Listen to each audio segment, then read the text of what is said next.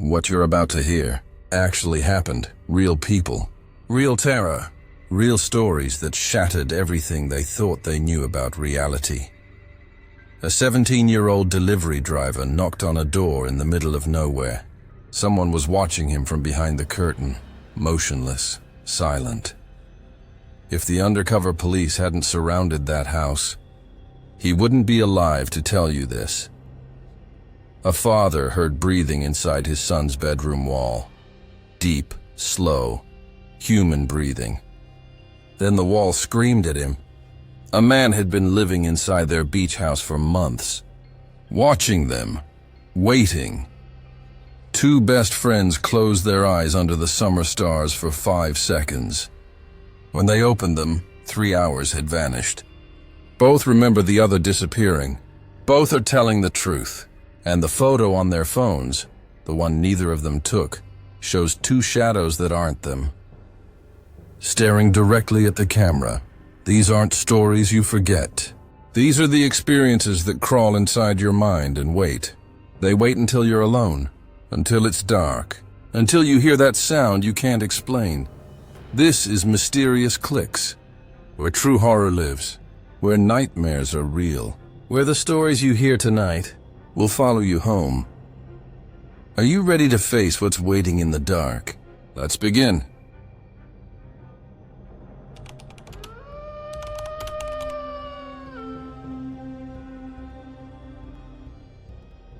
I'll never forget the night I delivered pizza to a house surrounded by undercover cops. The delivery instructions said, "Park on the street behind the house. Walk through the backyard. Knock on the back door only." I should have said no, but I was 17, broke and desperate to kill time on the slowest shift of my life. My name is Chris. This happened years ago, and it's something I actually forgot about until recently. I was working nights at a pizza place on the outskirts of my childhood hometown. I wasn't thrilled with it, but with no money and 2 parents who would have killed me for being unemployed, I couldn't complain. It was one of those jobs you take because nothing else is hiring. Slow shifts, sticky uniforms, and a beat-up delivery car that barely made it up hills. At least I didn't have to drive my own car. That would have sucked. Oh yeah. Not that this is super relevant, but I do want to mention that the pizza was god-awful. Like genuinely terrible. I couldn't understand. Actually, I still don't understand why anyone in their right mind would order from that spot. If not for the technology and relatively nice atmosphere it provided, I honest to God don't think we ever would have gotten a single order. That place is definitely the thing I miss the least about my childhood hometown, and that's saying something. The one saving grace about working there was that, because the pizza was so bad or because the place itself was so far away from our downtown, or maybe a combination of the two, people rarely ordered from us, so most nights were dead quiet. I'm not going to bore you with the mundane details about how my nights typically unfolded. It was a pizza place. I'm sure you could fill in the blanks yourself. One night I was restocking the fridge with drinks when the tablet buzzed with an online order. Large sausage and olive pizza. I remember that distinctly because we never got olives. The address was out in the middle of nowhere, past the edge of our delivery zone, and I remember getting ready to reject it out of habit. But before I could, my manager, this 30-something guy named Russell, who mostly sat in the back scrolling through Reddit, looked over and told me to take it, saying we hadn't had a single run in over an hour. I didn't argue. So when the pizza was ready, I typed in the directions on my phone and grabbed the pie. At least it would kill 30 or 40 minutes. As I was about to leave the store and walk to the car, I looked a little more carefully at the delivery instructions Russell had printed and stapled to the box, which I hadn't paid attention to until then. They said, and I remember this word for word, "Park on the street behind the house. Walk through the backyard. Knock on the back door only." That caught my attention a bit, but my 17-year-old brain thought of several rational reasons why someone might not want me to use the front door.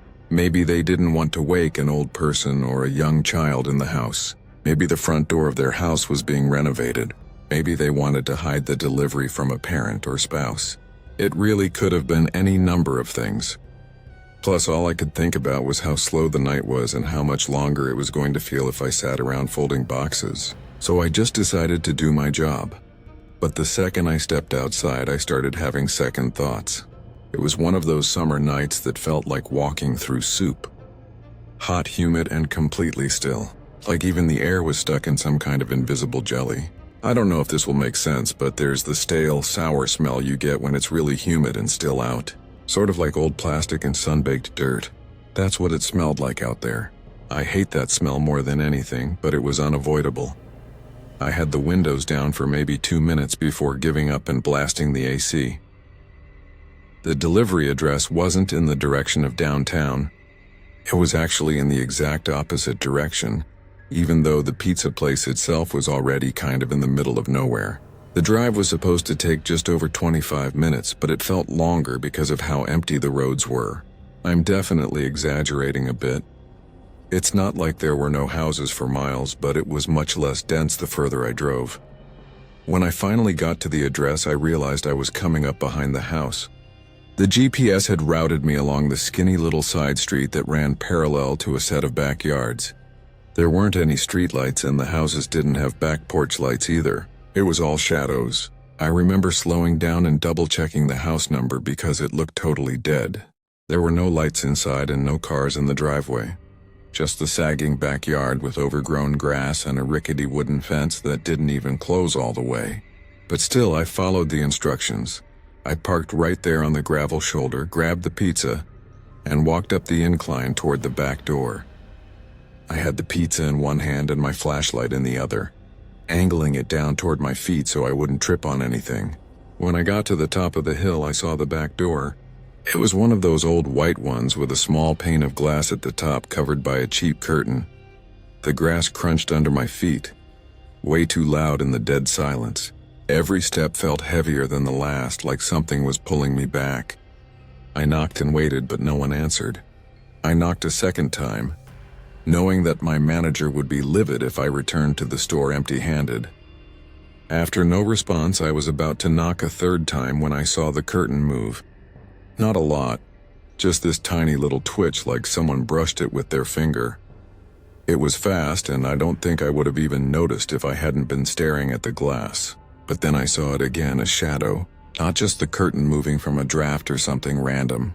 There was a silhouette right there behind the glass, completely still, watching me.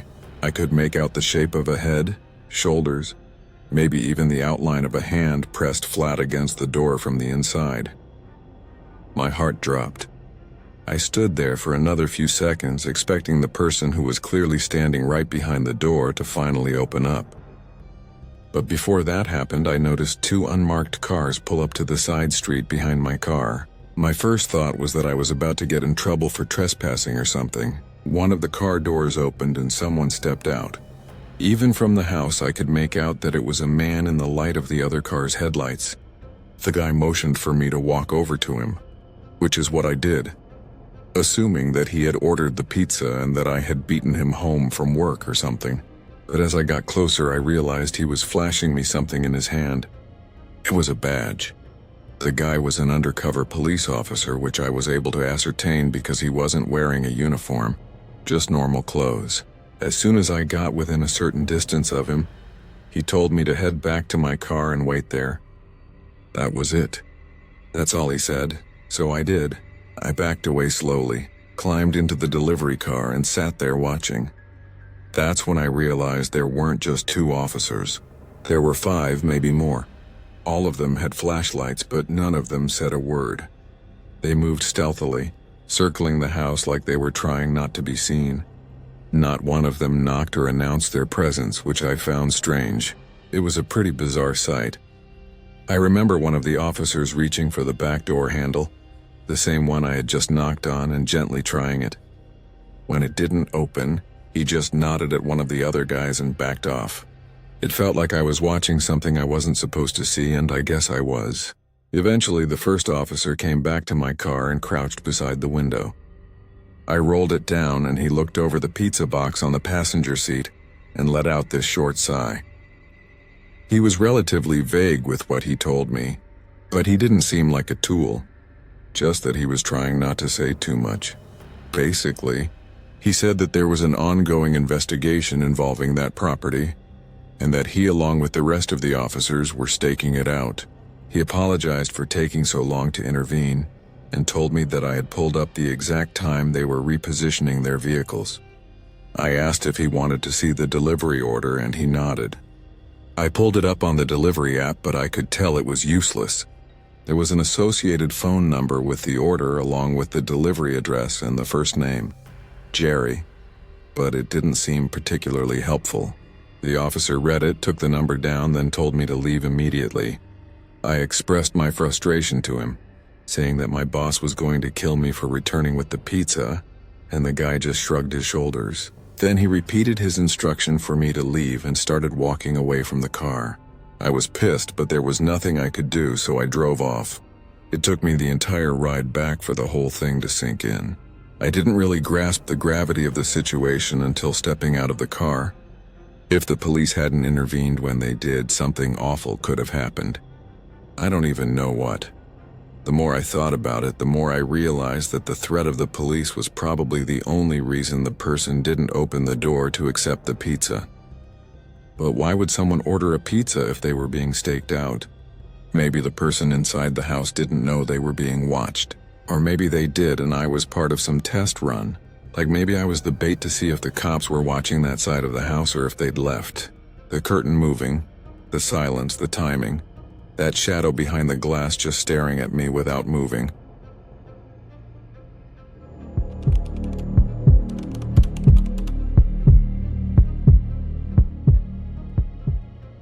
This happened just last year. I'm 40 now, married with 2 boys, ages 7 and 5. I work in insurance, which sounds boring because it is, but we're stable and that's all I care about at this point in life. A couple years ago, my dad passed away after a long bout with cancer. He left behind a beach house down in Delaware that I had never been to before because he used to rent it out year-round. It's nothing flashy or big, but it's in a fantastic spot just 1 block off the boardwalk. My favorite part about it, by far, is the upstairs back deck that provides a really nice view of the ocean. We started going there every summer after he passed, using it as our escape. A week here, weekend there. It became our little family tradition. As much as my wife and I love spending time there, the boys love it even more. They'll spend hours, on end, playing on the beach, riding bikes and exploring the town. It feels like a gift, something my dad left behind for us to enjoy. This story takes place during one of those weeks last summer. We'd gone down in mid-July, a Sunday through Friday kind of thing, when the crowds would thin out mid-week and the beach was a little quieter. I remember the night clearly. It was a Wednesday.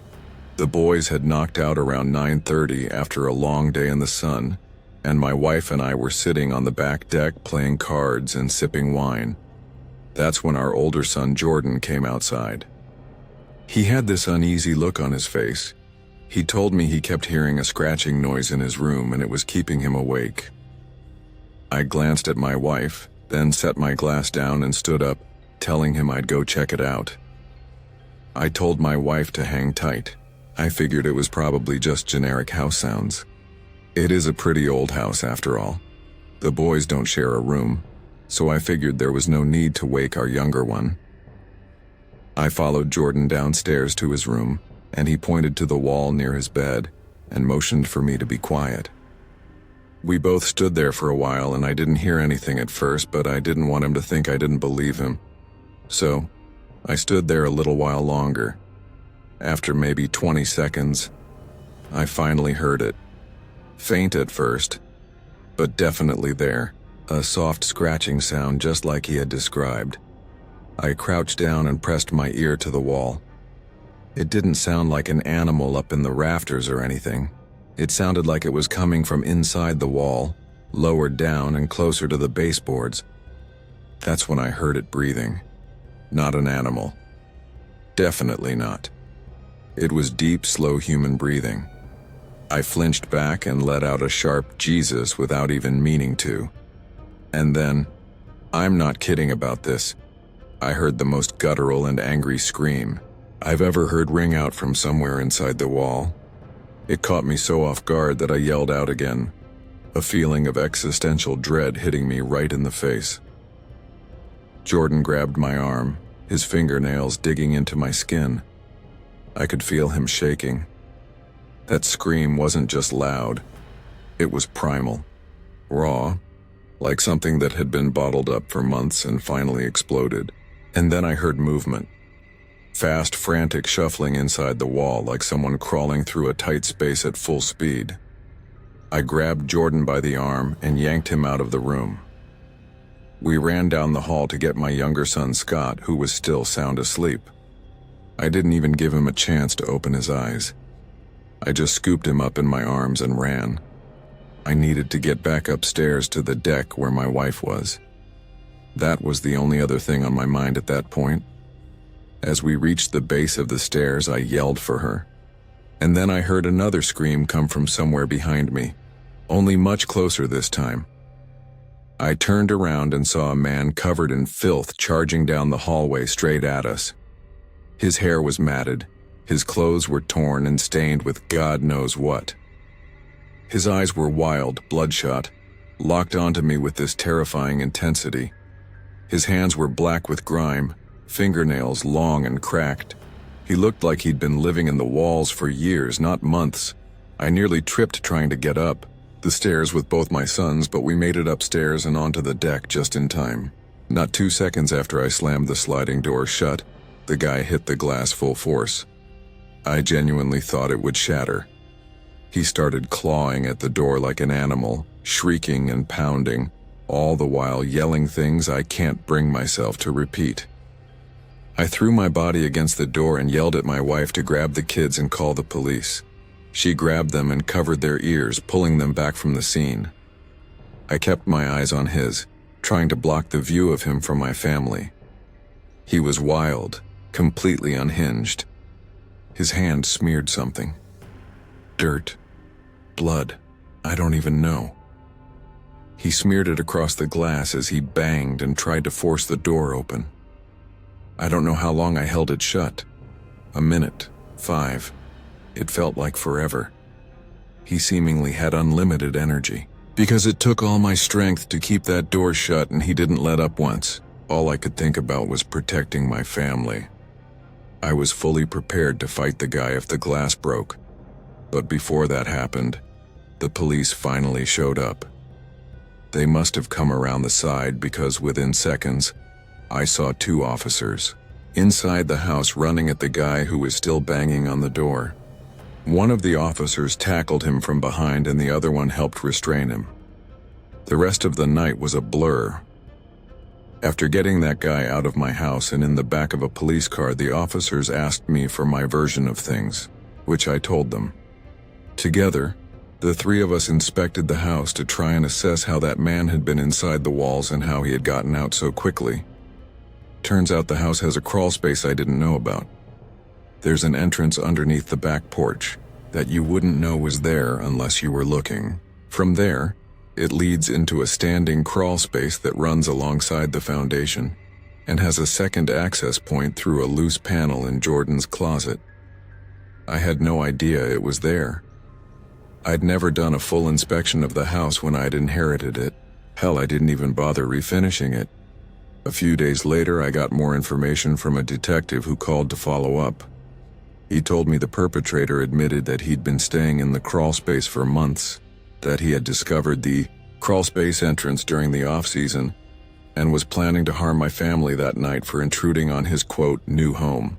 Apparently, the guy had been stealing food from both our house, which we somehow didn't notice, and our neighbors' trash bins. Jordan didn't sleep through the night for weeks after that. He'd wake up screaming, saying he heard scratching again. Scott was too young to fully understand, but he started asking why the angry man wanted to hurt us. My wife would just hold them and tell them it was over, that they were safe. But I could see it in her eyes. She was terrified too. We all were. We didn't go back for the rest of the summer, not out of fear of something else happening, but out of trauma. I didn't want to bring my wife or kids back there for a while, and they didn't object. I hired a crew to seal off the crawl space completely, And once that was done, I was finally able to relax a little. We've been using the house again this summer, and I'm glad to say that things are back to normal, or at least as close to it as we're going to get.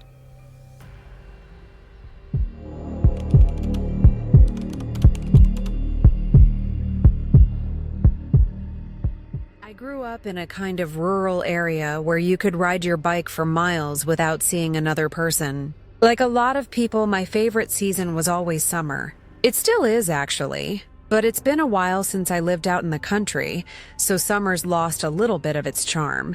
A lot of what made summer so special to me is tied to life in the middle of nowhere. There was something about the warmth, quiet, and emptiness I loved. Something I could never find in the city. It's hard to explain, but I just felt so isolated, but in a good way. Like I had my own little corner of the earth all to myself. Like I could disappear for hours and no one would know. Summer nights were always the best. The darkness added to the feeling of privacy and freedom that the little girl I used to be craved. I was 16 at the time. I had a friend back then named Taylor. She was a little more reckless than me, always pushing the limits in small ways. One random night in July, we decided to go stargazing. Just us, 2 bikes, and a bottle of wine. It wasn't the first time we had done something like this. Actually, it's something we did quite often. That is, until what I'm about to tell you happens. Come to think of it, this was probably one of the last times we went stargazing together. We didn't have a specific plan, just a direction. We wanted to go somewhere new since the old spots were getting a little repetitive. Taylor said she knew a good spot past the edge of town, some abandoned stretch of farmland where nobody would ever bother us. It was sometime around 10 years when we left. I'm not sure how long we biked. Maybe 20 minutes, maybe 30. But we didn't stop until we were past anything even remotely civilized. At some point, Taylor just stopped her bike abruptly and told me we were here. I wasn't really sure what here meant since there were no descriptive landmarks around, but it still felt perfect. Wide open field, no buildings, no fences, no cows, just a huge patch of grass and the endless starry sky. We spread out a blanket and popped the cork with the little opener Taylor had somehow remembered to bring. It was some cheap red wine that didn't taste all that good, but it did the job. We laid there for a while, passing the bottle back and forth, pointing out the few constellations we remembered by name. Our goal on nights like this was always the same. Try and spot a shooting star. At one point, Taylor asked me if I thought we'd actually see one, and I told her probably not, but to keep looking anyway. They're not as uncommon out in the country where you can see so many stars, but you still have to pay attention. Shooting star or not, though, we were having a great night. The wine was definitely doing its job, and I started feeling myself slipping into drunkenness. It was the kind of night that made you feel like time didn't exist. Kind of like what I was talking about earlier. This isn't super relevant to the story, but it's one of the few things I remember about the night, so I'm going to quickly tell you anyway. There was a very brief moment that felt like a blip in the rhythm of the night. We were leaning back and Taylor looked at me in this way that made me wonder if she wanted something more than friendship. Growing up, I always had that suspicion about her, but it was never motivated by anything more than curiosity. But that night, it felt a little stronger than I could recall it ever being. I didn't ask, didn't say anything. That kind of thing just wasn't talked about openly where we grew up. And besides, maybe I was just tipsy and reading too into things. Either way, it passed. We laughed about something dumb, she said, and then looked up just in time to catch a shooting star streak across the sky. If anyone has ever seen a shooting star, they know the uncontrollable reaction it elicits. Like, you just can't help but laugh or shout something out into the night. The two of us giggled and Taylor told me to make a wish. I don't remember what it was. Probably something silly. We leaned back and talked for a few more minutes. our moods a little uplifted from seeing the shooting star. I closed my eyes for a moment, not to fall asleep, just to feel the breeze on my face for a second and settle further into the stillness. I swear on my life, my eyes were not closed for more than 5 seconds. But when I opened them, Taylor was gone. Like gone. Not just off to pee or fiddling with her phone. She was actually gone, which I could tell from the fact that both she and her bike were nowhere in sight, even though mine was still sitting right next to the blanket. I sat up fast, thinking maybe she was messing with me. But even after turning a full 360, I couldn't see her. In that moment, I felt this unexplainable feeling of fear wash over me. The empty field I was sitting in suddenly felt suffocating, and the gentle charm of the night was replaced by panic. The stars looked dimmer. That's the part I can't forget. The sky was still there, but it felt off, like someone had turned the brightness down or smeared something over it. And the air felt colder, too. Not like it had cooled naturally, but like I stepped into a different version of the same place. The blanket felt different under my hands, rougher somehow. The wine bottle was still there, but it looked like it had been sitting out for hours, not minutes. Everything felt wrong. I know I'm not making any sense, but like I said, the feeling was unexplainable. I pulled out my phone to check the time. It was 3 a.m. exactly. That timestamp is burned into my memory and probably will be forever. I had to blink a few times to make sure my mind wasn't playing tricks on me. It hadn't even been midnight just a few minutes ago. I kept staring at the time on my phone, wondering if I had somehow fallen asleep. I knew I hadn't, but I couldn't be sure. Would Taylor really leave me there all alone, though? Even if I had fallen asleep, there was no way. She wouldn't have done that in a million years. I stood up, spun around, and called her name a bunch of times. But she didn't answer. I didn't know what to think. The only logical explanation was that she had ditched me for some reason. Maybe she'd gotten annoyed or wandered off and left me passed out, but I couldn't figure out why. We hadn't argued and the vibe had been good. Really good, honestly.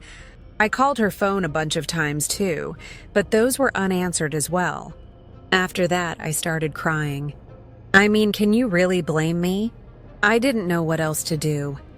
I grabbed my bike and started pedaling back towards my house, trying not to panic. That ride felt like it took forever. It was probably the scariest I'd ever felt on a bike. I didn't stop until I made it back to my driveway, completely out of breath and still not understanding what had just happened. I went to sleep immediately. The next day, I texted Taylor first thing in the morning, expecting an apology or at least an explanation, but instead, she demanded one from me. She asked me word for word, "Where the hell did you go last night?" I told her what I remembered, how I'd woken up alone at 3 a.m. and assumed she'd left me. But then she hit me with the thing that made me send the story in. She said she was the one who had woken up alone at 3 a.m., and I was the one who was gone. She waited for me for over an hour, then biked home angry and confused, assuming I'd gotten annoyed and left her there. According to her, I just vanished. And I was just as convinced the same thing happened in reverse. We went in circles for a bit trying to piece it together, but nothing added up. Neither of us had memory gaps beyond that moment. Neither of us had texts or calls or anything that could help reconstruct what actually happened. Even though both of us swore remembering calling each other after waking up, none of those missed calls were in either of our phone logs. But here's the part that still haunts me. A few days later, I was scrolling through my photos and found a picture I didn't remember taking. It was from that night, time-stamped 2:47 a.m. It was a blurry shot of the field, but in the background, there were two shadows. Two silhouettes sitting on the blanket. But neither of them looked like me or Taylor. They were too tall, too still. I showed it to Taylor and she went pale. She had the same photo on her phone, same timestamp, same angle. Neither of us took that picture. Eventually, we dropped it. Or at least we stopped talking about it. But I think both of us were far more terrified than we wanted to admit. I know I was. For months, I'd find myself lying in bed looking out my window at the stars and remembering that night. Taylor and I didn't stargaze much after that night. Maybe once or twice. In a sense, things did go back to normal. We continued living our lives, and that was that. But even now, I still have no explanation for anything that happened that night. I wouldn't call myself superstitious or a believer in the paranormal, but everyone I tell this story to immediately attribute it to something unnatural. And maybe they're right, but I really don't like thinking about that. I do consider the possibility that she simply lied to me. But that photo, that damn photo, neither of us can explain it. Either way, I get a really unsettled feeling like something happened to us that night that I'll potentially never figure out for as long as I live. I haven't heard from Taylor for years, but I'd bet my life on the fact that she too still wonders from time to time about what happened to us that summer night in the field. And sometimes late at night when I can't sleep, I pull up that photo and stare at those two shadows, wondering who they were, wondering if they're still out there, wondering if they remember us.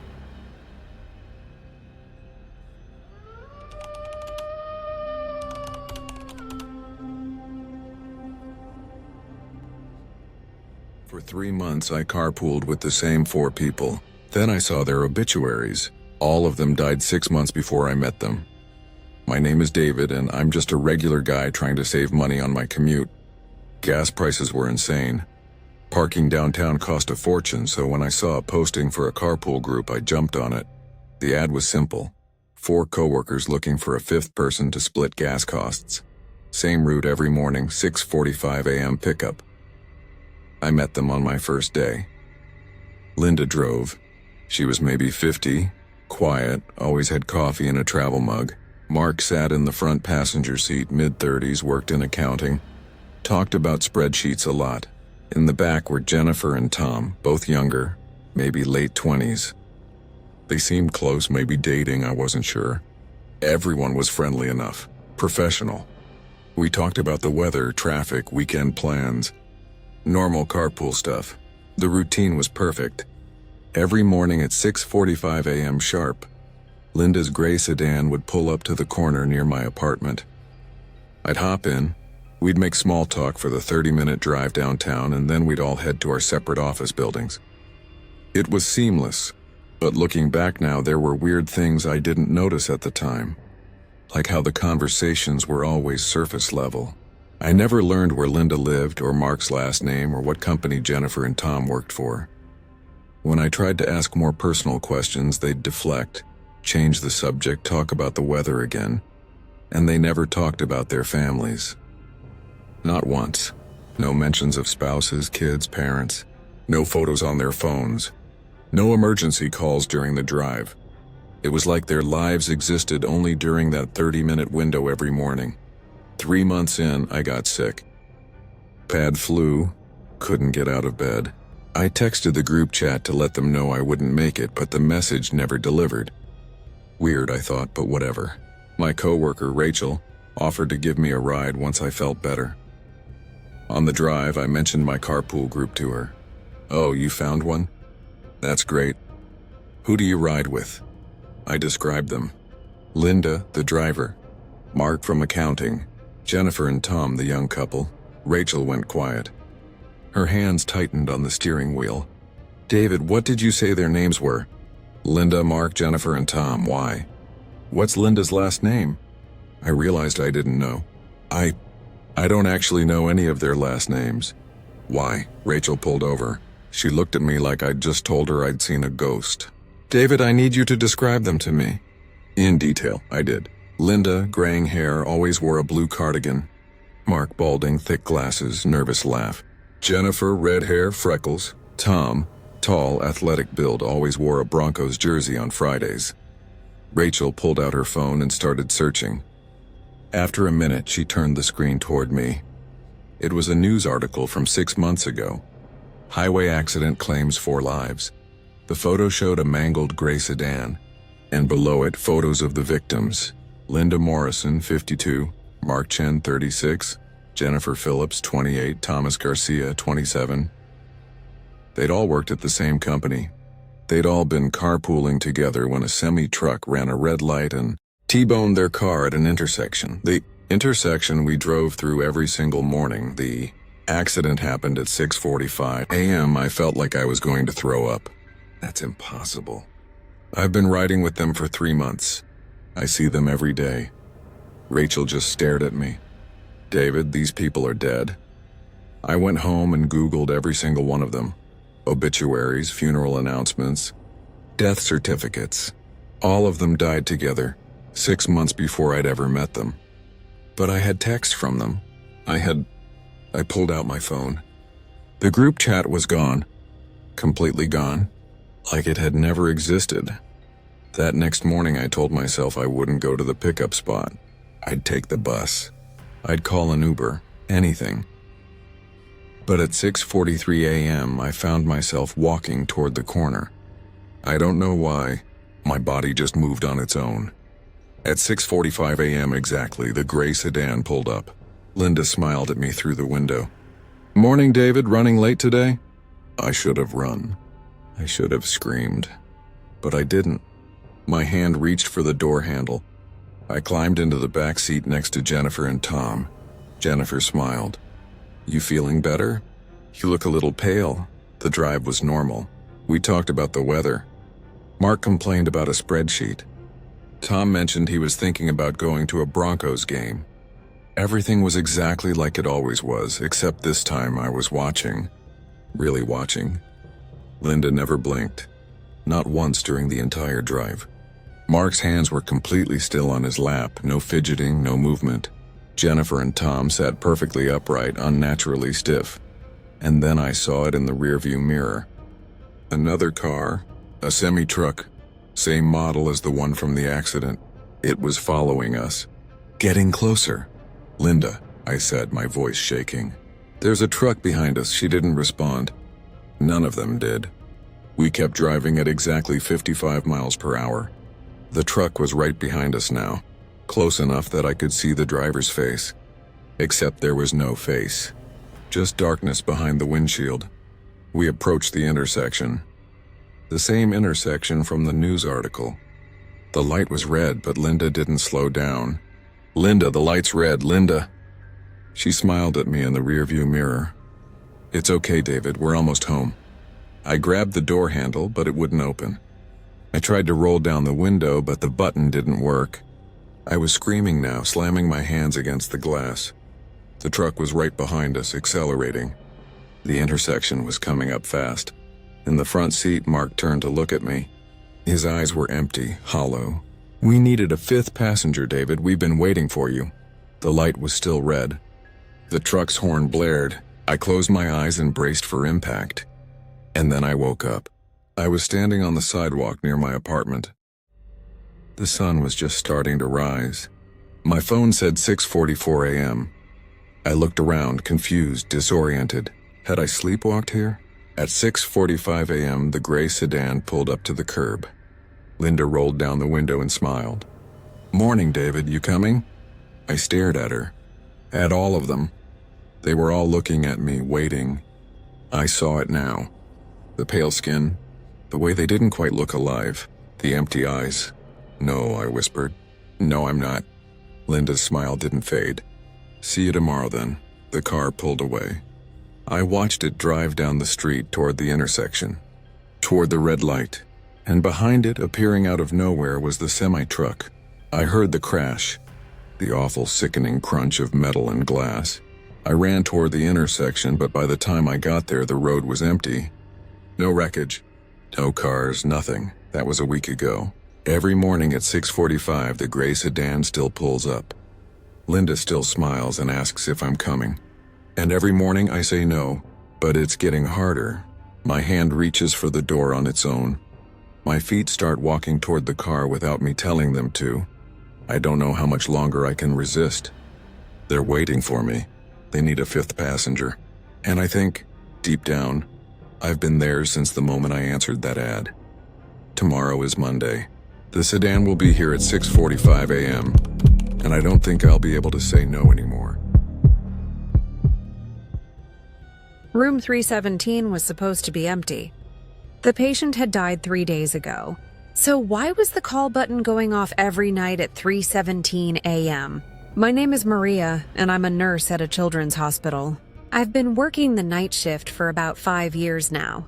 Most nights are quiet, routine even. You get used to the sounds of the hospital at night. The beeping monitors, the occasional footsteps in the hallway, the hum of the fluorescent lights. It becomes white noise after a while. But room 317 was different. A little girl named Emma had been staying in that room for 3 weeks. She was only 7 years old, battling leukemia. Her mother practically lived at the hospital, never leaving Emma's side. They were inseparable. I'd watch them through the window sometimes during my rounds. Emma's mother would read to her, sing to her, hold her hand through every treatment, every painful procedure. It was beautiful in a heartbreaking way. Emma died on a Tuesday morning at 3:17 a.m. I was there. Her mother was holding her hand, whispering prayers, begging God, begging anyone who would listen to save her daughter. But Emma slipped away quietly, peacefully. Her mother's screams echoed through the entire floor. It's a sound I'll never forget. We cleared out the room the next day. Standard protocol. Room 317 was officially vacant, waiting for the next patient. But that night, at exactly 3:17 a.m., the call button went off. I was at the nurse's station when I heard it. That distinctive beep, followed by the room number lighting up on the board. Room 317. I figured it was just a malfunction. Old hospital, old equipment. It happens. I reset the system and went back to my paperwork. The next night, same thing. 3:17 a.m. on the dot. Room 317. I mentioned it to the maintenance crew and they checked it out during the day. Found nothing wrong with it. By the 5th night, I was getting annoyed. I decided to go check the room myself when it happened again. At 3:17 a.m., the call button beeped. I grabbed my flashlight and walked down to room 317. The hallway was darker than usual. Half the lights were out, which was strange because maintenance had just been through. I opened the door to room 317, and immediately the temperature dropped. I could see my breath. In July. The room was freezing, like someone had cranked the AC to its lowest setting. But the thermostat on the wall read 72 degrees. I stepped inside, my flashlight cutting through the darkness. The chairs. Someone had arranged all the chairs in the room in a perfect circle, facing inward. I know for a fact they hadn't been like that earlier. I'd checked this room myself at the start of my shift. They were pushed against the walls like always. My hands were shaking as I walked further into the room. That's when I heard it. A soft sound, almost like humming. A child's voice. I spun around, shining my flashlight in every direction, but there was no one there. The humming stopped. I tried to rationalize it. Maybe it was coming from another room. Maybe the vents were carrying sound from somewhere else in the hospital. But then I saw them. On the window, small handprints, fresh handprints, like a child had pressed their hands against the glass from the inside. The condensation was still there, still wet. I backed out of the room slowly, my heart pounding in my chest. I didn't run. I don't know why, but I didn't run. I just walked calmly back to the nurse's station and sat down. I didn't tell anyone what I saw. Who would believe me? But I started asking around, quietly. I talked to the older nurses. the ones who'd been working there for decades. One of them, Sandra, pulled me aside during a break. She told me that room 317 had a history. Several children had died in that room over the years. But Emma's death was different, she said. Emma's mother had made promises that night. Desperate promises to anything that would listen. Promises that a mother would do anything, give anything, if her daughter could just stay. Sandra believed that Emma was trapped. That her mother's grief, her refusal to let go, had created some kind of prison for Emma's spirit. She told me that Emma's mother still came to the hospital every night. She'd sit in the waiting room for hours, just staring at the door that led to the pediatric wing. Security had tried to talk to her, but she wouldn't leave. The next night, I decided to face it. At 3:15 a.m., I positioned myself outside room 317. I waited. At exactly 3:17, I heard the call button inside the room.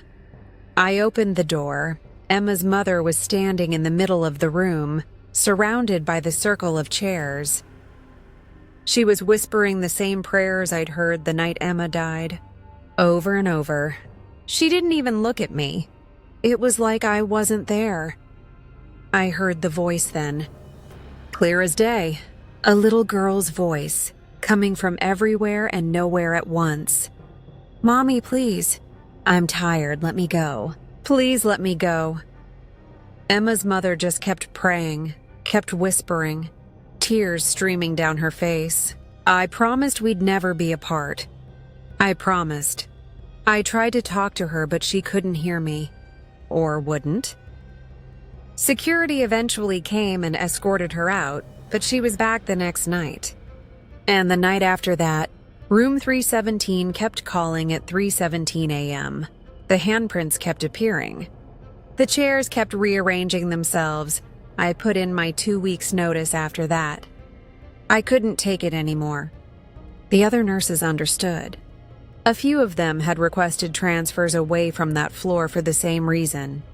Room 317 is still there, still vacant according to the hospital records. But everyone who works night shift knows better. Emma is still there, trapped by her mother's love, by her mother's grief, by promises that should never have been made. I still have nightmares about that little voice. Please let me go. Sometimes I wake up at 3:17 a.m. exactly, and I swear I can hear the call button beeping, even though I'm miles away from that hospital now.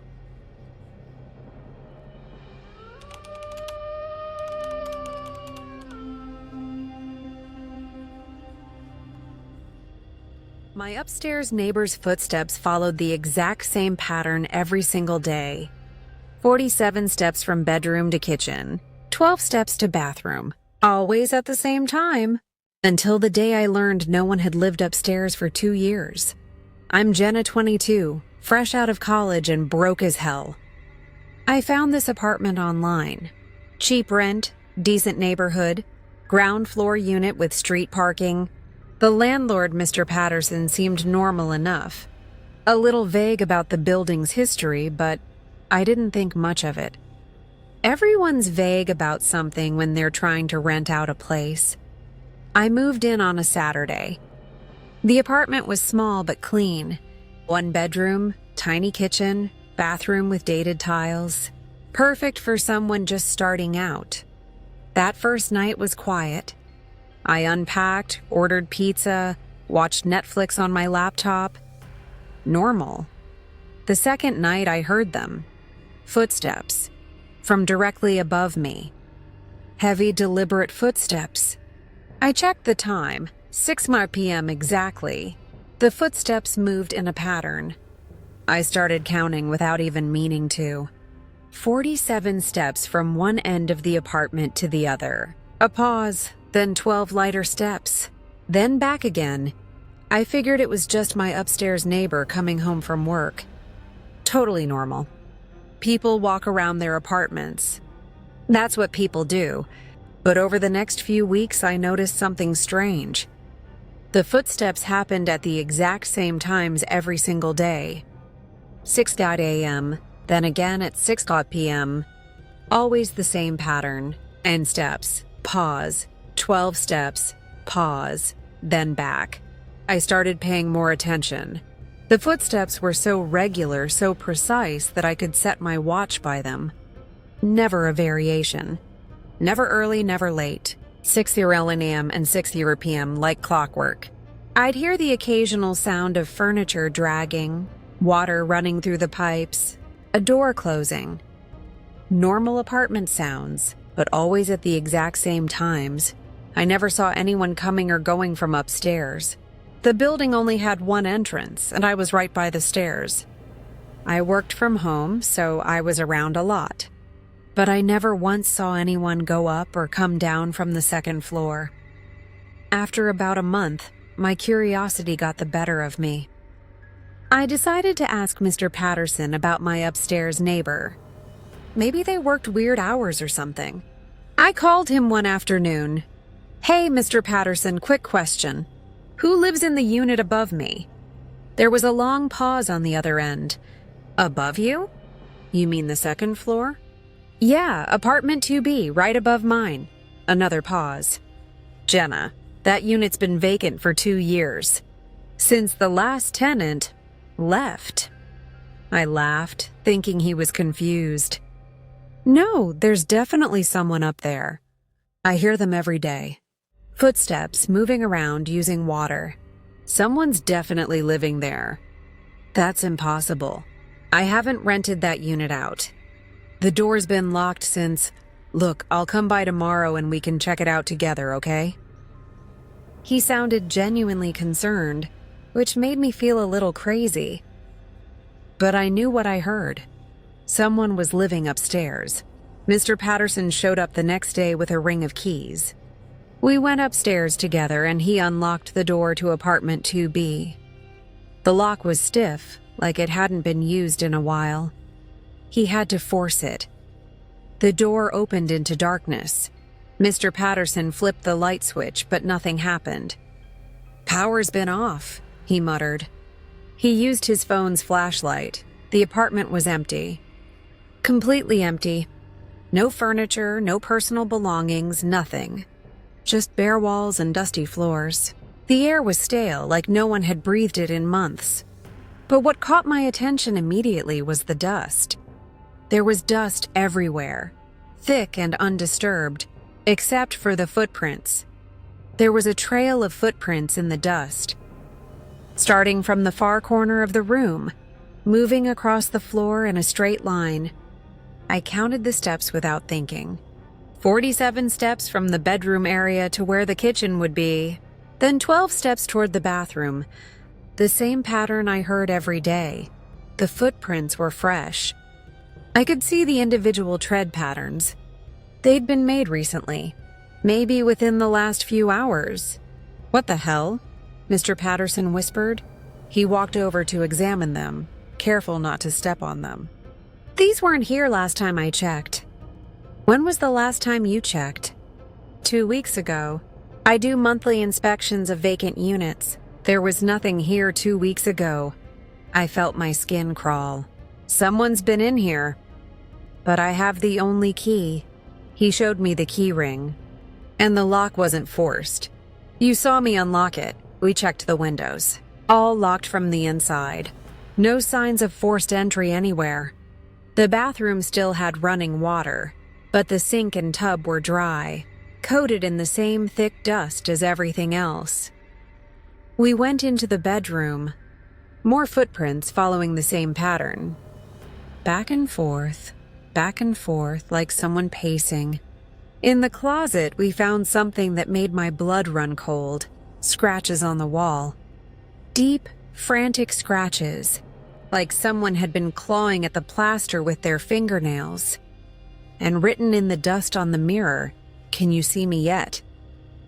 The handwriting was shaky, desperate, fresh. The dust hadn't settled over it yet. I backed out of the apartment. Mr. Patterson was pale, shaking. "We need to call the police." "And tell them what?" That a ghost is writing messages? Someone is getting in here, Jenna. Someone with a key, or I don't know. But someone's been here. The police came, took a report, dusted for fingerprints. They found nothing. No prints on the doorknob, no prints on the mirror, nothing. Just the footprints in the dust, which they photographed but couldn't explain. That night, I lay in bed, staring at the ceiling. At exactly 6:00 p.m., the footsteps started. Right above me. 47 steps. Pause. 12 steps. Pause. Back again. I grabbed my phone and called Mr. Patterson. He's up there right now. I can hear him. I'm sending someone over right now. Don't go up there. Within 20 minutes, 2 police officers were at my door. We went upstairs together. Mr. Patterson met us there. He unlocked the door to 2B again. Empty.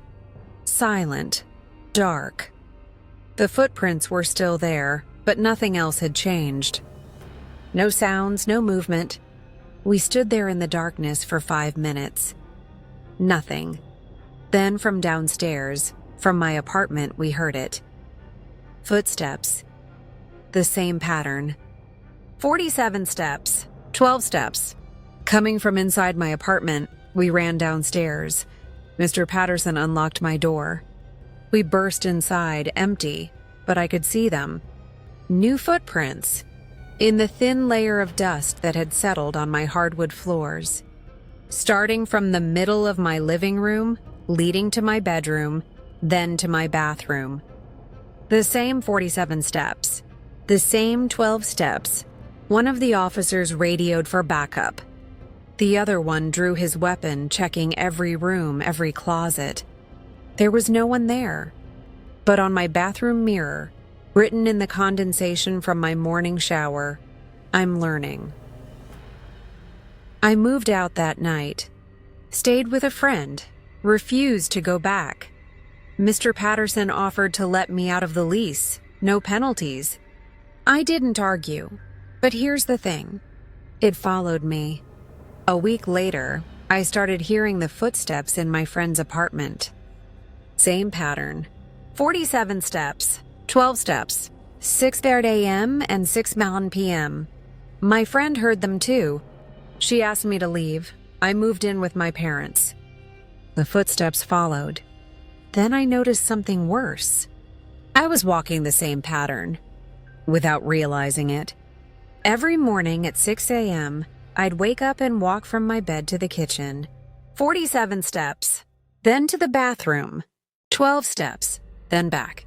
I couldn't stop myself. It wasn't until my mom pointed it out that I realized what was happening. Jenna, why do you walk around like that every morning? You look like a zombie. I didn't have an answer, but I counted my steps. 47, then 12 every morning, every evening. Like clockwork, I started researching the building. It took weeks, but I finally found something. A news article from 3 years ago. A man named Robert Henley had lived in apartment 2B. He'd died there, alone. No one found him for 6 weeks. The cause of death was listed as starvation and dehydration. He'd been stuck in his apartment, too weak to call for help, too disoriented to leave. In his final days, he'd paced the same path over and over. Bedroom to kitchen to bathroom and back. 47 steps, 12 steps, over and over until he collapsed. He didn't know he was dead. His routine had become so ingrained that even death couldn't break it. He was still there, still walking, still trying to remember what it felt like to be alive. And now he was practicing with me, learning my routine, copying my movements, slowly replacing me. I don't walk those 47 steps anymore. I've trained myself to take different routes, to break the pattern. But sometimes late at night I feel the urge, that compulsion to stand up, to walk those exact steps. My body wants to move on its own. Last week I caught my reflection in the bathroom mirror. For just a second, I didn't recognize myself. My eyes were empty, hollow. My expression was blank. And behind me, barely visible in the reflection, was a shadow. A man's silhouette standing perfectly still, watching me. He's getting closer, and I don't know how much longer I can fight it.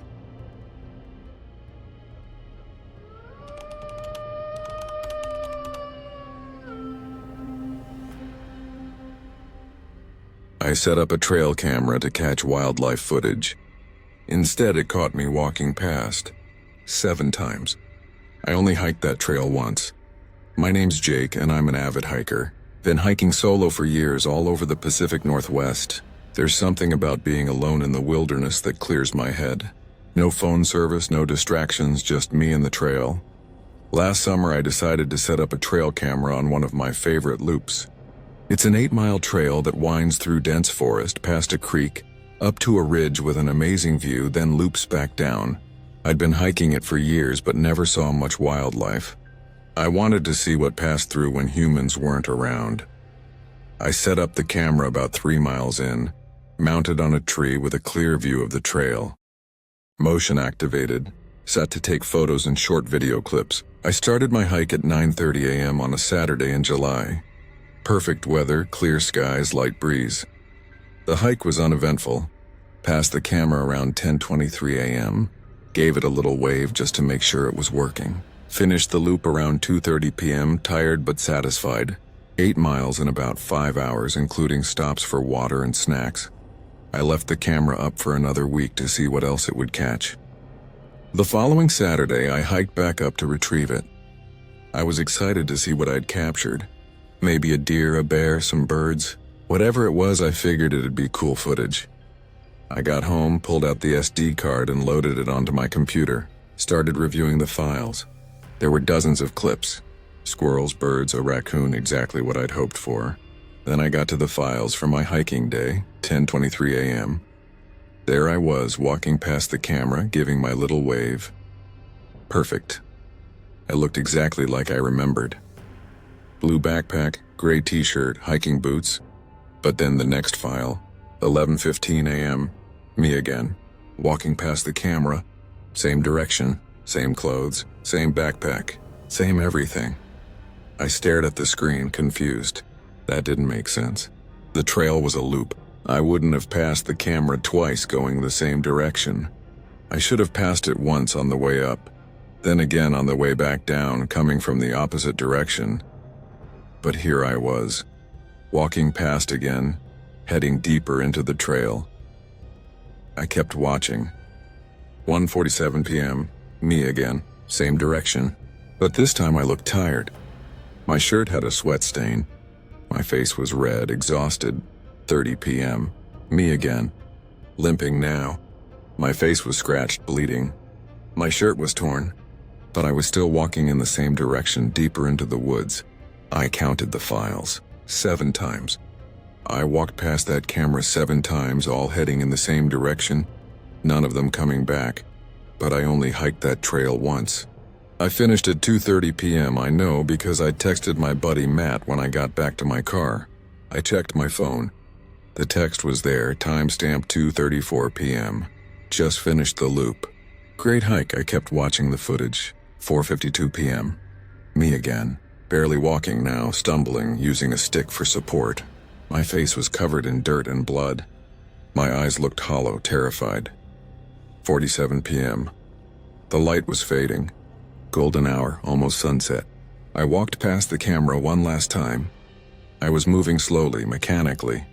My clothes were shredded. My backpack was gone. I looked like I'd been in the woods for days, not hours, and then I stopped. Right in front of the camera. I looked directly at the lens. My face was gaunt, pale, like I'd aged years in one day. My lips moved. I leaned in closer to my computer screen, trying to read what I was saying. Don't come back. Then I walked off frame, heading deeper into the trail. That was the last clip from that day. I sat there, staring at my computer, trying to make sense of what I'd just seen. It was impossible. I'd finished the hike at 2:30. I'd driven home. I'd had dinner. I'd gone to bed. I was fine. But the footage didn't lie. I started researching the trail online. Found a hiking forum, searched for the trail name. There were dozens of posts about it. Beautiful views, well maintained, great for all skill levels. But then I found a thread from 2 years ago. Anyone else experience weird stuff on the Ridgeview Loop? I clicked it. The original poster described something similar. They'd hiked the trail and felt like they were looping, like they kept passing the same landmarks over and over. They'd check their GPS and it would show them in a different location each time, but the trail looked identical. They finally made it out after dark, exhausted and disoriented. Other users chimed in with similar experiences. One person said they'd started the hike at 10 a.m. and didn't get back to their car until midnight, even though the loop should have taken 5 hours max.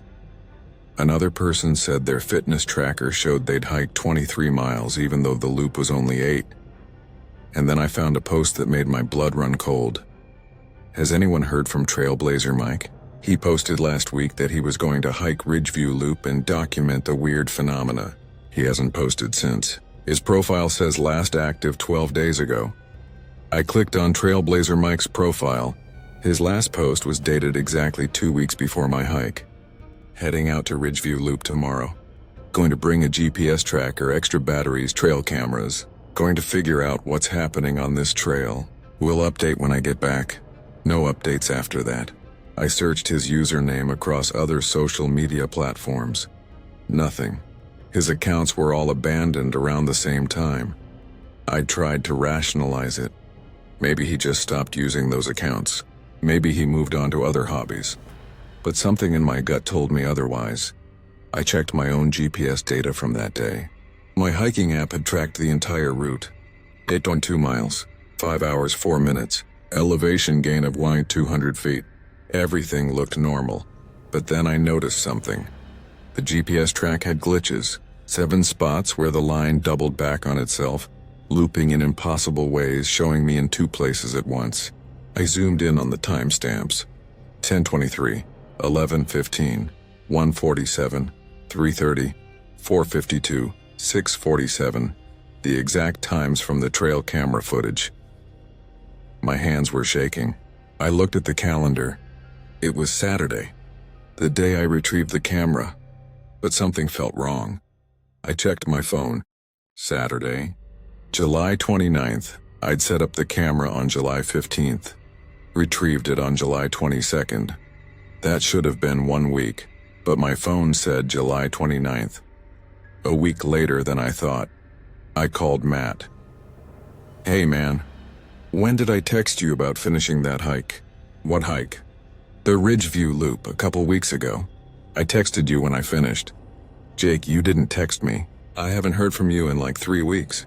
I was actually getting worried. What? No, I texted you. Hold on. I pulled up our conversation. The text was there. Just finished the loop. Great hike. Sent July 15th, 2:34 p.m. Dude, I'm looking at our text right now. The last thing you sent me was on July 1st. You asked if I wanted to grab a beer sometime. I never heard back from you after that. I hung up and checked my text history. Matt was right. On his end, I hadn't texted him since July 1st. But on my phone there was the message from July 15th. A message that, according to him, never existed. I started checking everything. My credit card statements. I'd supposedly bought groceries on July 18th. Went to a gas station on July 20th, ordered takeout on July 24th. All of it normal. All of it showing that I'd been living my life for the past 2 weeks. But my friends, my family, they all said the same thing. They hadn't heard from me in weeks. I checked social media. My last post was July 1st, nothing after that. I ran to the bathroom and looked in the mirror. I looked normal, healthy, but there was something off. My eyes, they looked tired, hollow, like I hadn't slept in days, and then I noticed it. On my left arm, scratches. Fresh scratches, red and raised like I'd been dragged through brambles. The same scratches I'd seen in the trail camera footage. I pulled up my shirt. More scratches across my chest. My legs all fresh, all exactly where they'd been in the footage.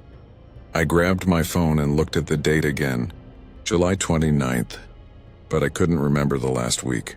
I remembered retrieving the camera. I remembered driving home. I remembered reviewing the footage. But everything after that, blank. I checked the calendar on my wall. I'd marked July 22nd with retrieve camera, but there were no other marks. No appointments, no plans, just nothing. I went to my car. It was parked in the driveway like always, but it was dirty, covered in dust and pollen like it hadn't been driven in weeks. I checked the odometer. 47,092 miles. I remembered it being 47,850 when I drove to the trailhead on July 15th. That was a 42-mile round trip, but the odometer showed 42 extra miles. The math worked out, but I couldn't remember driving home. I grabbed my hiking boots from the garage.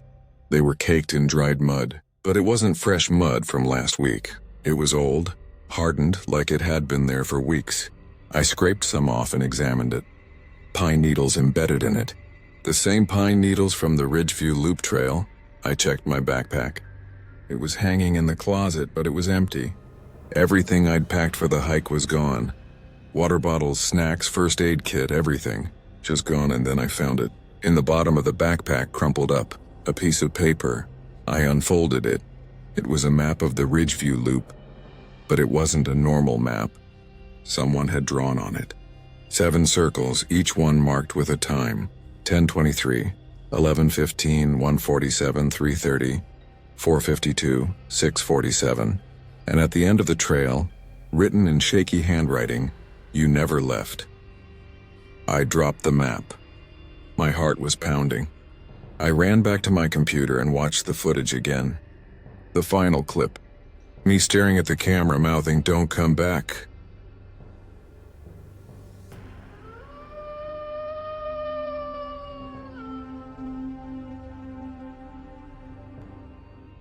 Our baby monitor picked up someone singing lullabies at 2 a.m., beautiful, haunting voice. It wasn't me, and my husband was asleep next to me. My name is Sarah, and my husband Tom and I welcomed our daughter Emma 6 months ago. Like most new parents, we were exhausted, overwhelmed, and constantly worried. We set up a baby monitor in Emma's nursery, one of those fancy ones with video, night vision, and two-way audio. We could watch her sleep from our bedroom, check on her without walking in and potentially waking her. The first few months were normal. Crying at 2 a.m., diaper changes, feedings, the usual chaos. But around month 4, something changed. I woke up one night to the sound of singing, a woman's voice, soft and melodic, coming through the baby monitor on my nightstand. At first, I thought I was dreaming, but the voice was clear, singing an old lullaby I recognized from my childhood. "Hush, little baby. Don't say a word. Mama's gonna buy you a mockingbird." I sat up, heart racing, and looked at the monitor screen. Emma was sleeping peacefully in her crib, but I could still hear the singing. I grabbed my phone to check the time. 2 a.m. exactly. Tom was sound asleep next to me. I shook him awake. "Do you hear that?" He listened, groggy. Hear what? "The singing. Someone's singing to Emma." He rubbed his eyes and listened more carefully. The lullaby continued, soft and soothing. His face went pale. That's not coming from outside, is it?" We both stared at the monitor. Emma was still asleep, but in the corner of the screen near the rocking chair we kept in her nursery, there was something. A faint shimmer, like heat waves rising from pavement. And the singing was coming from that exact spot. Tom jumped out of bed and ran to Emma's room. I followed close behind, my heart pounding. He threw open the door and flipped on the light. Empty. Just Emma, sleeping peacefully in her crib. The rocking chair was still. No one was there. But the baby monitor in my hand was still broadcasting the lullaby. I held it up to show Tom. The singing continued for another few seconds, then stopped abruptly mid-verse. We stood there in silence, staring at each other. Emma stirred but didn't wake. Maybe it picked up someone else's signal, Tom suggested, like a neighbor's baby monitor on the same frequency. It was a rational explanation. We went with it. We changed the channel on the monitor and went back to bed. But I didn't sleep. I kept watching the screen, waiting for it to happen again. The next night, 2 a.m., it happened again. Same lullaby, same voice, same shimmer in the corner of the video feed near the rocking chair. This time I recorded it on my phone. When Tom woke up, I played it back for him. The voice was clear, undeniable. "We need to figure out where this is coming from," he said. During the day, we researched the history of our house. It was built in 1952, changed hands several times over the decades. Most of the previous owners were families, couples with kids. Nothing unusual.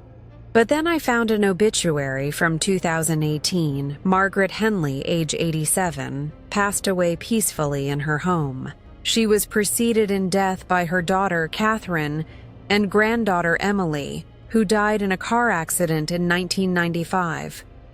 Margaret is survived by no immediate family. A private service will be held. I cross-referenced the address. Margaret Henley had lived in our house. She died here. In the room we'd converted into Emma's nursery, I kept digging. Found more information about the accident that killed her daughter and granddaughter. Catherine Henley, 32, and her daughter Emily, 18 months old, were killed when their car was struck by a drunk driver. Emily would have been about the same age as Emma when she died. I found a photo of Margaret from an estate sale listing after her death. The house had been sold with most of the furniture still inside. And there, in one of the photos of the bedroom, our current nursery, was a rocking chair. The same rocking chair we'd kept because it was in decent condition, and we figured, why not? That night, I stayed awake watching the monitor. At exactly 2 a.m., the singing started. But this time I was ready. I watched the screen closely. The shimmer appeared again, but this time it was more defined.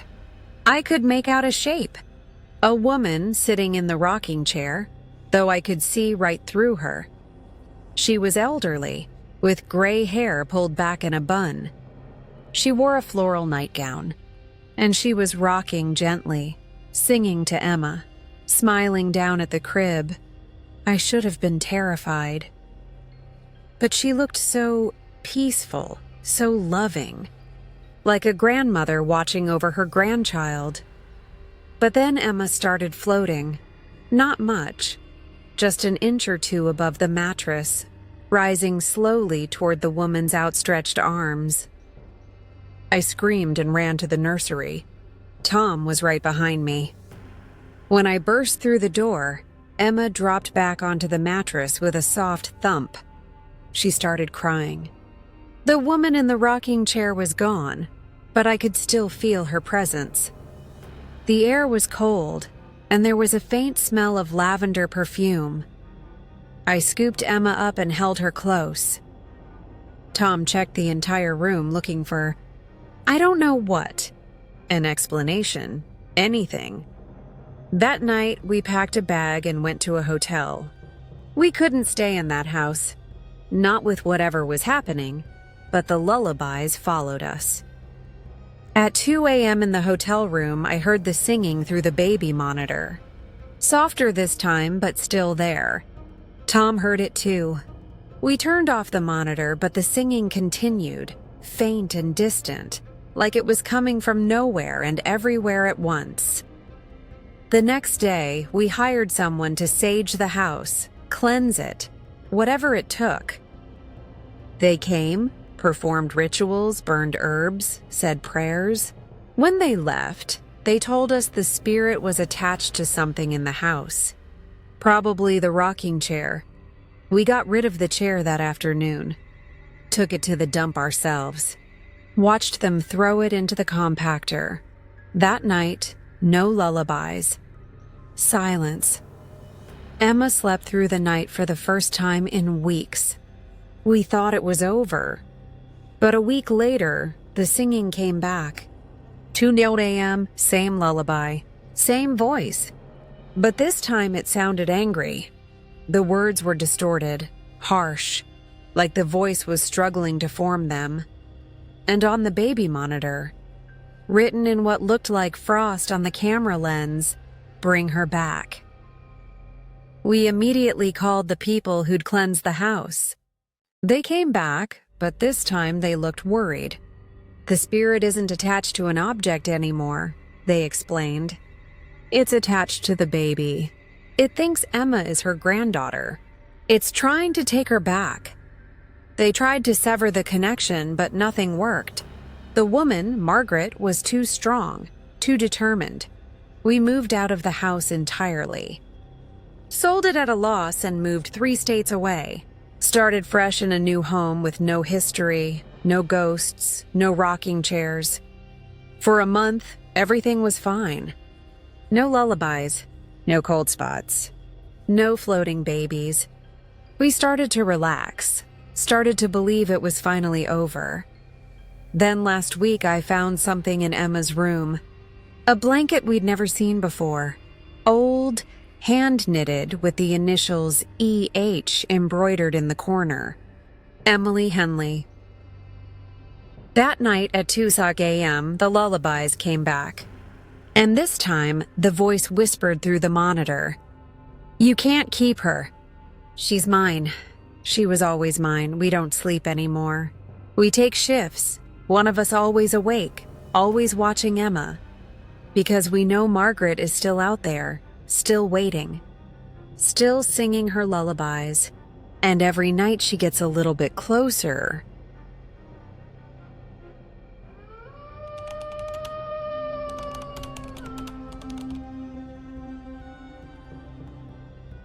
I work overnight shift at a gas station in the middle of nowhere. Same customers come in every night at exact same times. I just realized they're all driving cars from fatal accidents on this highway. Cars that were totaled years ago. My name's Marcus, and I work the graveyard shift, midnight to 8 a.m., at a 24-hour gas station on Highway 19, about 40 miles outside of town. It's one of those stretches of highway where you can drive for an hour without seeing another car. Just flat desert, scrub brush, and the occasional dead animal on the side of the road. The job pays decent because nobody wants to work overnight in the middle of nowhere. But I don't mind it. It's quiet, gives me time to study for my online classes, and the customers are few and far between. Except for the regulars. Every night, like clockwork, the same people come in at the same times. At first, I thought it was just coincidence. People who work night shifts, truckers on regular routes, that kind of thing. But after a few weeks, I started noticing patterns. 12:45 a.m. Blue sedan pulls up to pump 3. Middle-aged guy, always wearing the same brown jacket, buys a large coffee and a candy bar. Pays in cash. Never says more than thanks when I give him his change. 3 a.m. Red SUV, pump 5. Woman with blonde hair always fills up her tank but never comes inside. Just swipes her card at the pump and drives off heading north. 4 a.m. Old pickup truck, pump 2. Teenager, maybe 19 or 20, buys an energy drink and beef jerky. Always has exact change. 15 a.m. Station wagon, pump 4. Elderly couple, they use the restroom, buy 2 bottles of water, and leave. They hold hands the entire time, every single night, same vehicles, same time, same orders. I started joking with myself that I could set my watch by them. One night, about 3 months into the job, I was bored out of my mind. No customers for hours except for the regulars. I started noticing the license plates out of habit. The blue sedan, 7JKL392. The red SUV, 4HGF871. I wrote them down, not really thinking much of it. The next night, more license plates. The pickup, 9PLM456. The station wagon, 2XCV234. A week later, I was scrolling through my phone during a dead stretch around 2 a.m., and I got curious. I Googled the first license plate, 7JKL392. The search results loaded. First hit, a news article from 2019. Fatal single car accident on Highway 19 claims 1 life. I clicked it. There was a photo of a mangled blue sedan wrapped around a telephone pole. The driver, identified as Robert Chen, 47, was pronounced dead at the scene. Cause of the accident was determined to be fatigue. He'd fallen asleep at the wheel. The accident occurred at milepost 23, about 5 miles north of my gas station. At 12:45 a.m., I stared at the article, my hands shaking. It had to be a coincidence. Same model car, similar looking guy, sure, but I searched the next plate, 4HGF871, another article, 2017. Multi-vehicle pileup on Highway 19 leaves 3 dead. The red SUV. Driver, Amanda Fitzgerald, 34.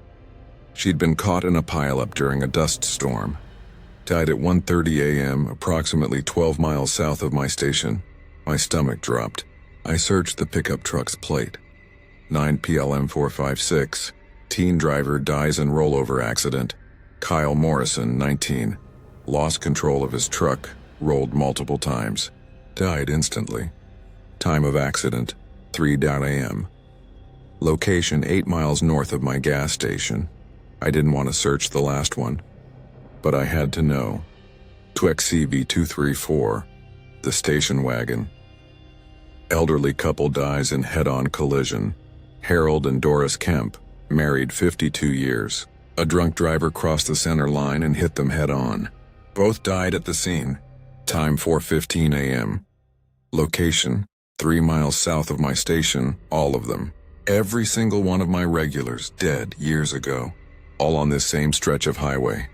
I sat there in the fluorescent glow of the gas station staring at my phone, trying to make sense of it. It wasn't possible. I'd seen these people. I'd talked to them. I'd taken their money, but the articles didn't lie. Photos of the vehicles matched perfectly.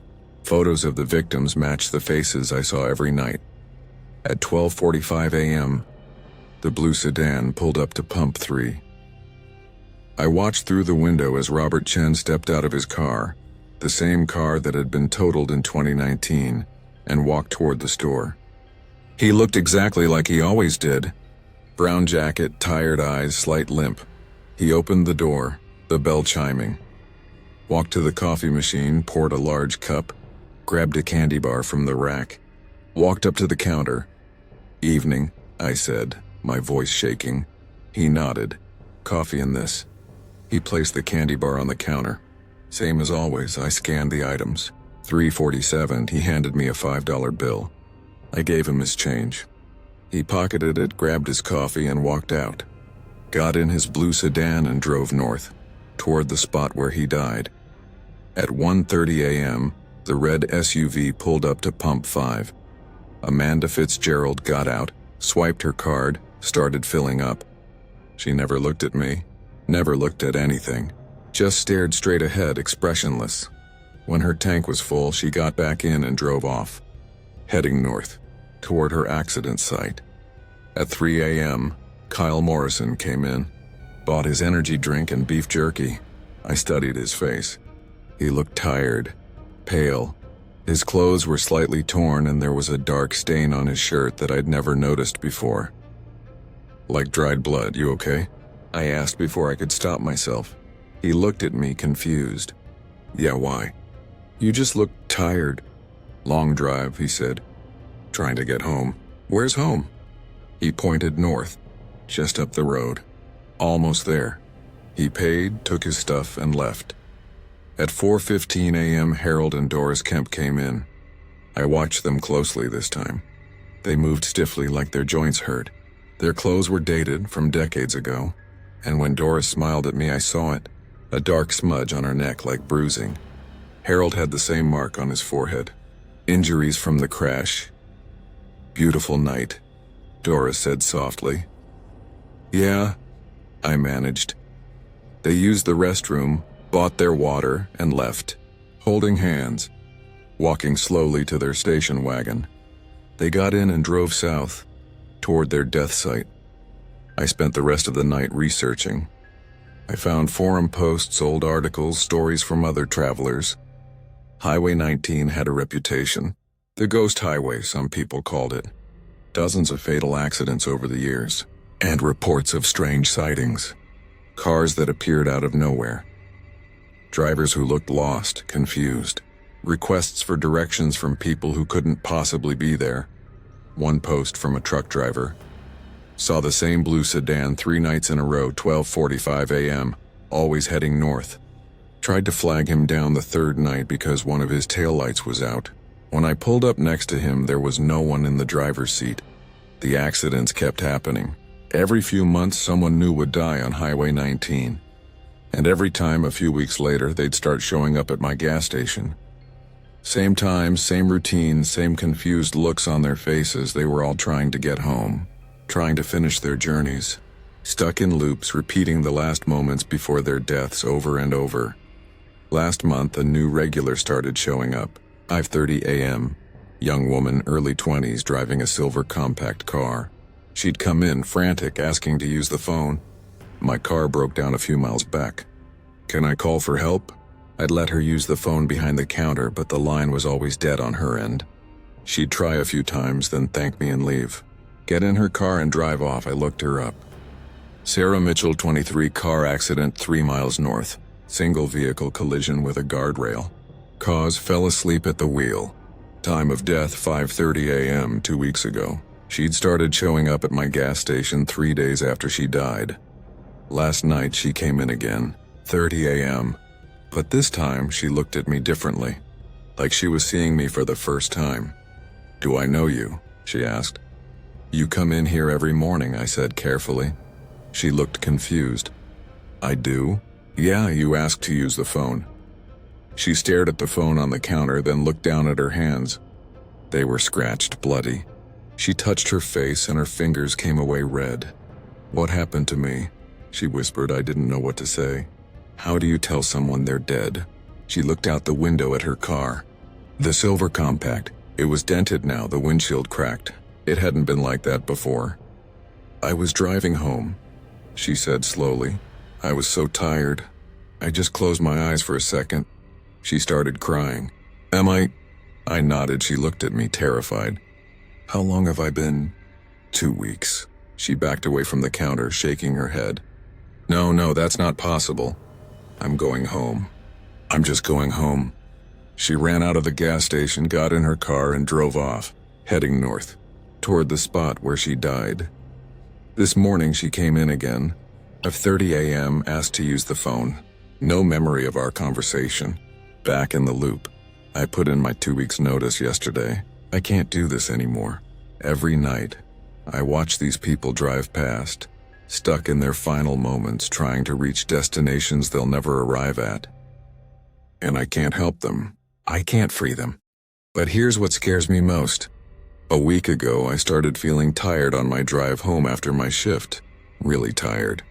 I've caught myself drifting a few times, jerking awake just before I veer off the road. And yesterday I noticed something. My car's odometer isn't changing. It's been stuck at 47,832 miles for 3 days. I'm starting to think I'm already part of the loop. That maybe I died on my way home weeks ago and I just don't remember. Maybe I'm one of them now. Another ghost working the night shift, watching other ghosts pass through. None of us realizing we're all already dead. Tonight's my last shift, or at least I think it is. But I have a feeling I'll be back tomorrow night. And the night after that, forever stuck at this gas station, watching the same cars pull in at the same times, selling coffee and candy bars to people who died years ago. Welcome to Highway 19. No one ever really leaves.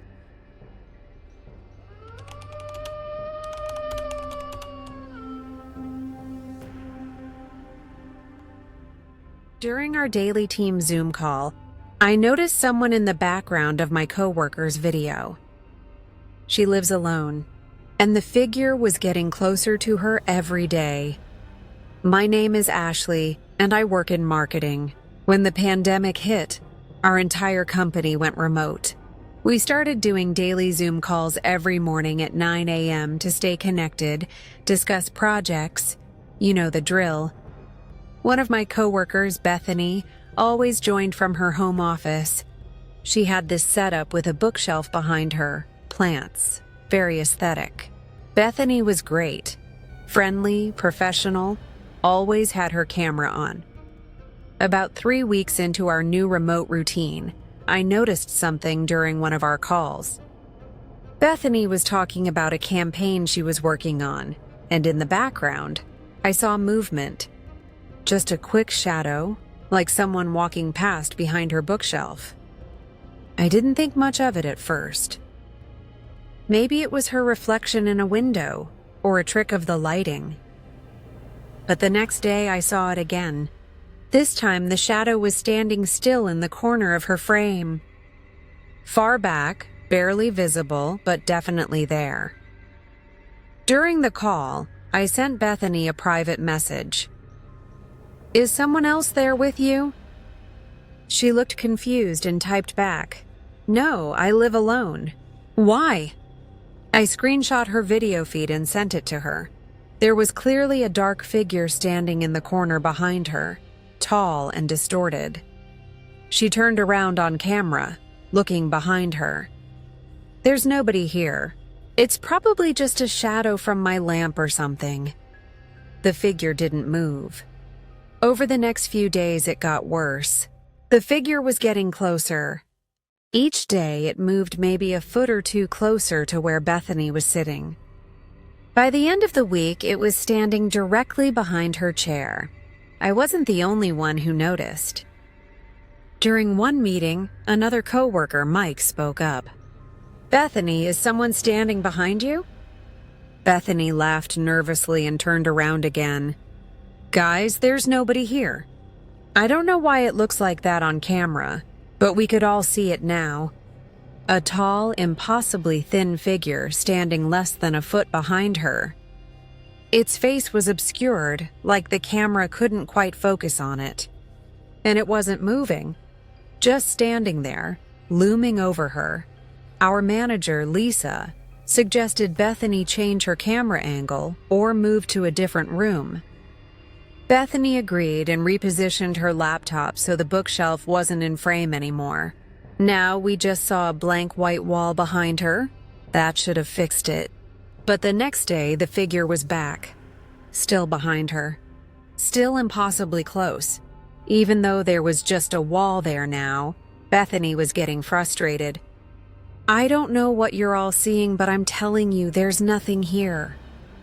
She set up a second camera, a phone propped up across the room to show the space behind her from a different angle. She streamed both feeds simultaneously. The second camera showed nothing. Just an empty room, empty chair, empty wall. But her main laptop camera? The figure was still there, standing directly behind her, its face now slightly more visible. We could make out the shape of eyes, hollow, empty. The team chat exploded with messages. "Bethany, you need to leave your apartment. This isn't normal. Call someone." Bethany looked scared now. She ended the call abruptly. I texted her immediately. "Are you okay?" No response. An hour later, she texted back, "I'm fine. I think my camera is broken. I'm going to use my phone for calls from now on." The next morning, Bethany joined the Zoom call from her phone. Different angle, different lighting, and for a few days everything seemed normal. No figure, no shadows. Just Bethany talking about work, looking relieved. But then I started noticing something else. Bethany looked off, tired. Her skin was pale, and she had dark circles under her eyes. She'd pause mid-sentence like she forgot what she was saying. She'd stare at the camera with this blank expression. During one call, I realized she wasn't blinking. For 5 full minutes, she didn't blink once. I sent her a message. Bethany, are you feeling okay? You look exhausted. She didn't respond, just kept staring at the camera. Then her phone shifted slightly, and I saw it. In the background, barely visible in the corner of the frame, someone was sleeping in her bed. A woman. It looked like Bethany, but Bethany was on the call, sitting up, looking at us. I screenshot it and sent it to Mike. Do you see this? He responded immediately. What the fuck? On camera, Bethany smiled. But it was wrong. Too wide. Too many teeth. Bethany, Lisa said carefully. Is someone else in your apartment? The thing on camera tilted its head. No, it said in Bethany's voice. I live alone. The woman in the bed stirred, rolling over. Her face was visible now. It was definitely Bethany. The real Bethany. Asleep, unaware. The thing on camera kept smiling. Is everything okay? It asked. You all look worried. I couldn't take it anymore. I left the call. Several other people did too. I tried calling Bethany's phone, but it went straight to voicemail. That was 3 days ago. Bethany hasn't joined any Zoom calls since. She hasn't responded to emails or texts. Our manager did a wellness check, sent someone to her apartment. They knocked, but nobody answered. The landlord opened the door. The apartment was empty. No sign of Bethany, no sign of a struggle. Just an empty apartment. Her laptop was still open on her desk, camera facing the room. Our IT guy accessed the feed remotely. The camera was still recording, still streaming, and on the feed we could see something sitting in Bethany's chair. Tall, distorted, face obscured, it was looking directly at the camera, waiting. Last night I got a Zoom meeting invite from Bethany. Scheduled for 9 a.m. this morning, I didn't want to join, but my hand clicked the link anyway. The meeting loaded. Bethany's video feed appeared. Except it wasn't Bethany. It was the figure, sitting in her chair, staring at the camera, and then I saw it. In my own video feed, in the corner of my frame standing behind me, the same figure. I turned around. Nothing there. But on camera, it was right behind me. And it was smiling.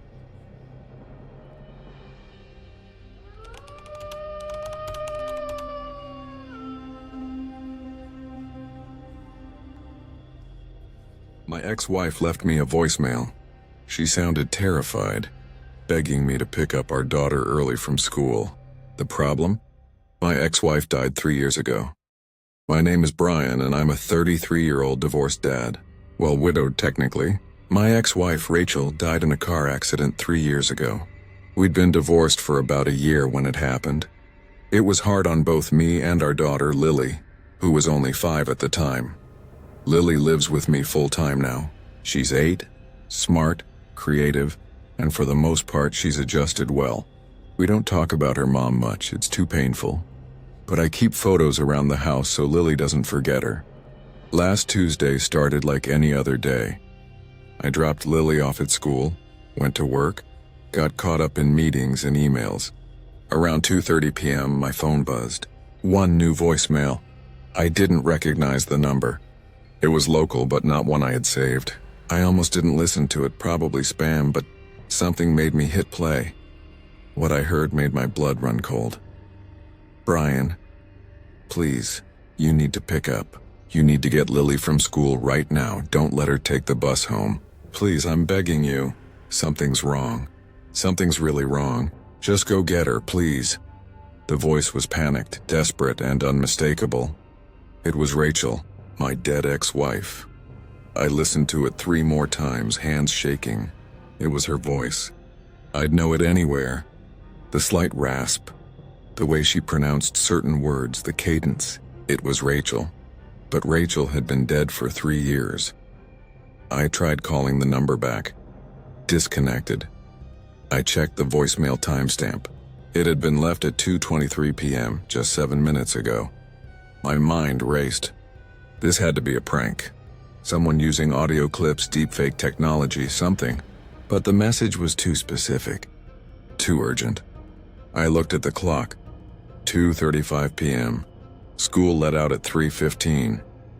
Lily usually took the bus home, and I'd pick her up from the bus stop around 3:45. Part of me knew this was insane. Rachel was dead. This wasn't real.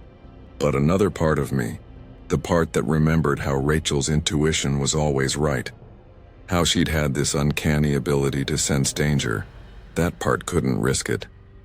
I grabbed my keys and drove to the school. Broke every speed limit getting there. I arrived at 2:50, parked haphazardly in the lot, and practically ran to the main office.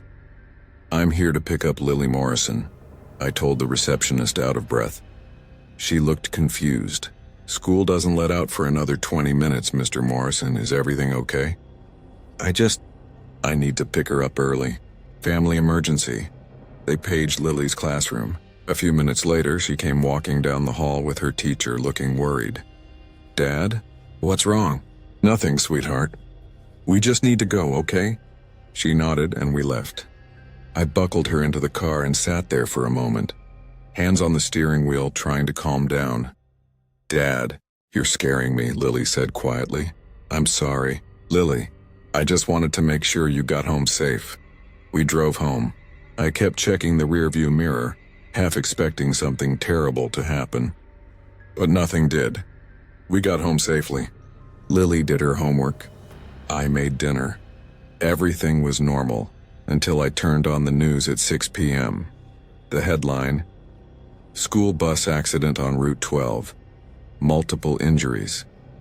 My heart stopped. I turned up the volume.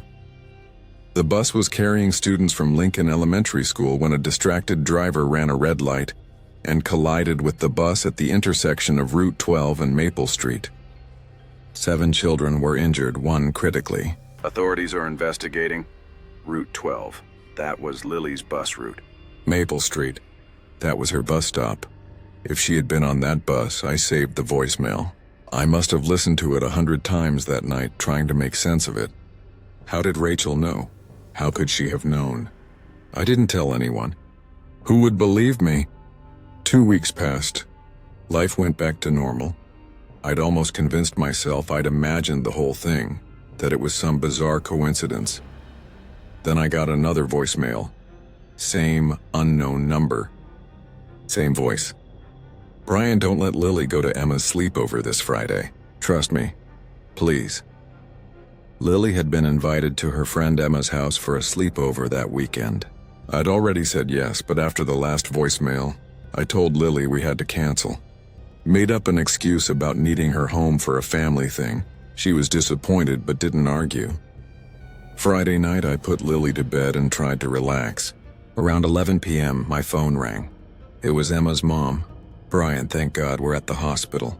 There was a carbon monoxide leak in our house. Everyone's okay, but it was close. The girls who were sleeping over are being monitored." If Lily had been here, I felt sick. Rachel had warned me. Again. Over the next month, I got 2 more voicemails. Each one warned me about something specific. A loose railing at the playground that would have caused Lily to fall. A recall on her bike helmet that I wouldn't have known about otherwise. Every warning saved her. Every single one. I started to feel grateful. Like Rachel was watching over Lily from wherever she was, protecting her in ways I couldn't. But then I got a different voicemail. "Brian, she needs to come to me now. I've kept her safe, but I can't protect her anymore. She needs to be with me. Bring her to the bridge tonight, midnight. I'll be waiting." The bridge. The place where Rachel died. She'd lost control of her car on the old bridge over the river, crashed through the guardrail and drowned.